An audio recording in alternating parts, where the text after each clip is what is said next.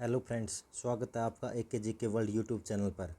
आज हम पढ़ेंगे 22 मई 2022 करंट अफेयर्स। तो चलिए शुरू करते हैं। सबसे पहले कल के करंट अफेयर का क्विक रिवीजन कर लेते हैं। क्वेश्चन नंबर 1, 20 मई को विश्व भर में कौन सा दिवस मनाया जाता है? तो इसका राइट आंसर है विश्व मधुमक्खी दिवस और विश्व मेट्रोलॉजी दिवस। क्वेश्चन नंबर 2, भारतीय एयरटेल बोर्ड ने गोपाल विट्ठल को कितने वर्ष की अवधि के लिए प्रबंध निदेशक और सीईओ के रूप में नामित किया है, फिर से नियुक्त किया है? तो ये किया है 5 वर्ष के लिए। क्वेश्चन नंबर 3, आईपीएल 2022 में किस आईपीएल टीम ने आईपीएल इतिहास में सबसे बड़ी ओपनिंग पार्टनरशिप का रिकॉर्ड बनाया है? तो ये बनाया लखनऊ सुपर जॉइंट्स ने। क्वेश्चन नंबर 4, हाल ही में किस बैंक के पूर्व डिप्टी गवर्नर एस मुंद्रा को हाल ही में बीएसई का नया चेयरमैन नियुक्त करने की घोषणा की गई है? तो इसका राइट आंसर है आरबीआई। क्वेश्चन नंबर 5, किसके मुताबिक विदेशी प्रेषण के मामले में भारत ने मैक्सिको को पीछे छोड़ दिया है? विश्व बैंक के मुताबिक दोस्तों। क्वेश्चन नंबर 6, ओआईसीए की रिपोर्ट के मुताबिक भारत किस देश को पीछे छोड़कर विश्व का चौथा सबसे बड़ा वाहन बाजार बन गया है? तो बनाया जर्मनी। क्वेश्चन नंबर 7, एटीआरईई के प्रमुख का नाम बताइए जिन्हें हाल ही में अमेरिका की राष्ट्रीय विज्ञान अकादमी के लिए चुना गया है? तो डॉक्टर कमल बावा चुने गए हैं। एटीई एक इंस्टीट्यूट है जो बेंगलुरु में स्थित है, एटीआरईई। क्वेश्चन नंबर 8, किस विश्वविद्यालय के शोधकर्ताओं ने पहली बार चंद्रमा की मिट्टी पर पौधे उगाए हैं? तो इसका आंसर है फ्लोरिडा विश्वविद्यालय के शोधकर्ताओं ने। और चंद्रमा की मिट्टी को लूनर रेगोलिथ कहा जाता है, ये आपको याद रखना है। क्वेश्चन नंबर 9, आईएनएस सूरत और आईएनएस उदयगिरी युद्धपोत को हाल ही में किस शहर में लॉन्च किया गया है? तो ये किया गया है मुंबई में। क्वेश्चन नंबर 10, 21 मई को कौन सा दिवस मनाया जाता है? आतंकवाद विरोधी दिवस मनाया जाता है। चलिए अब दोस्तों पढ़ लेते हैं आज की करंट अफेयर। क्वेश्चन नंबर 1, किस राज्य सरकार ने राज्य के लोगों के लिए पहला जनसंपर्क कार्यक्रम लोक मिलनी योजना शुरू की है? तो ये शुरू की है पंजाब सरकार ने। पंजाब सरकार ने हाल ही में राज्य के लोगों की शिकायतों को सुनने के लिए पहला जनसंपर्क कार्यक्रम लोक मिलनी योजना शुरू किया है। यह संवादात्मक कार्यक्रम राज्य के लोगों को उनकी शिकायतों के निवारण के लिए एकल खिड़की मंच प्रदान करने के उद्देश्य से शुरू किया गया था। पंजाब की राजधानी है चंडीगढ़। मुख्यमंत्री हैं भगवंत मान। राज्यपाल हैं बनवारी लाल पुरोहित। लोकसभा की सीट 13 है और राज्यसभा की सीट है 7। दोस्तों ये पूछा गया है, कई बार पूछा गया है। लोकसभा की सीट, राज्यसभा की सीट अलग अलग स्टेट की पूछ लेता है, कभी किसी की पूछ लेगा, कभी किसी की। तो इम्पोर्टेंट पॉइंट है ये। विधानसभा, लोकसभा, राज्यसभा की सीट ये आपको याद रखनी है। स्पेशली लोकसभा और राज्यसभा की सीट तो आपको हर राज्य की याद रखनी है, किसी भी एग्ज़ाम में पूछ सकता है ये। और मैं डेली आपको किसी न किसी राज्य की ये विधानसभा सीट, राज्यसभा सीट एटसेट्रा सब याद करवाता हूँ। चीफ जस्टिस है पंजाब के रविशंकर झा। क्वेश्चन नंबर 2, किस राज्य सरकार ने 1 नवंबर को भारत का पहला सरकारी ओटीटी मंच लॉन्च करने की घोषणा की है? तो ये की है केरल सरकार ने।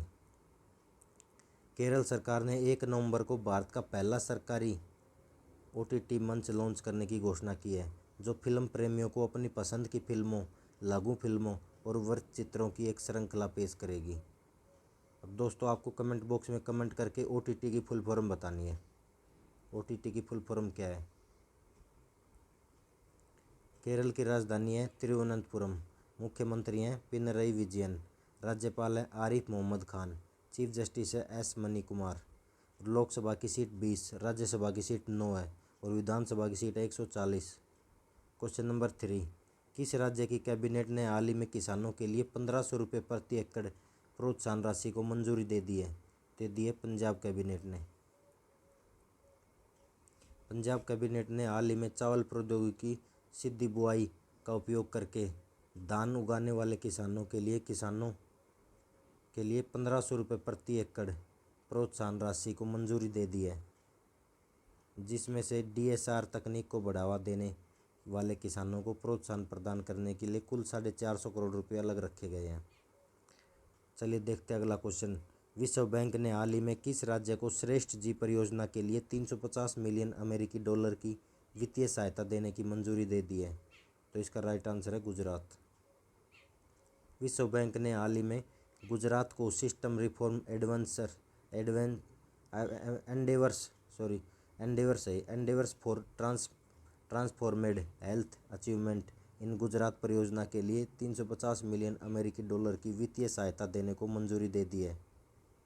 इस परियोजना में राज्य में प्रमुख स्वास्थ्य वितरण प्रणालियों को बदलना शामिल होगा।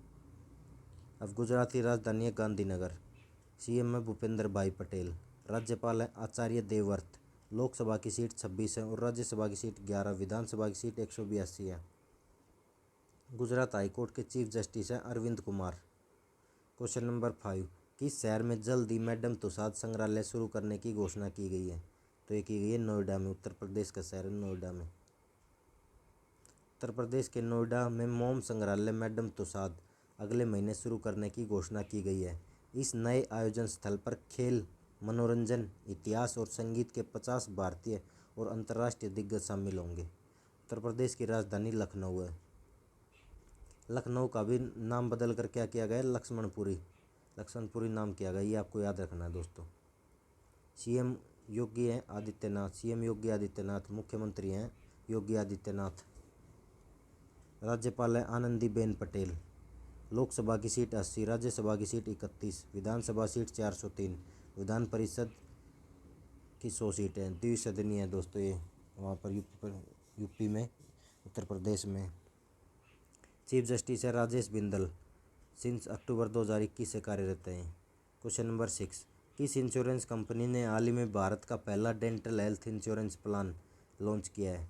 तो ये किया है PNB Met Life India insurance ने। PNB Met Life India insurance company ने हाल ही में भारत का पहला dental health insurance plan launch किया है। यह भारत में पहली बीमा योजना है जो निश्चित लाभ वाले आउट पेशेंट खर्चों को कवर करती है और समग्र दंत स्वास्थ्य से संबंधित लागतों के साथ वित्तीय सहायता प्रदान करती है। क्वेश्चन नंबर 7, पेंशन मंत्रालय के केंद्रीय राज्य मंत्री का नाम बताइए जिन्होंने हाल ही में आईएएस अधिकारियों की ई बुक सिविल लिस्ट 2022 जारी की है? तो ये की है जितेंद्र सिंह ने। पेंशन मंत्रालय के केंद्रीय राज्य मंत्री जितेंद्र सिंह ने हाल ही में नॉर्थ ब्लॉक सचिवालय भवन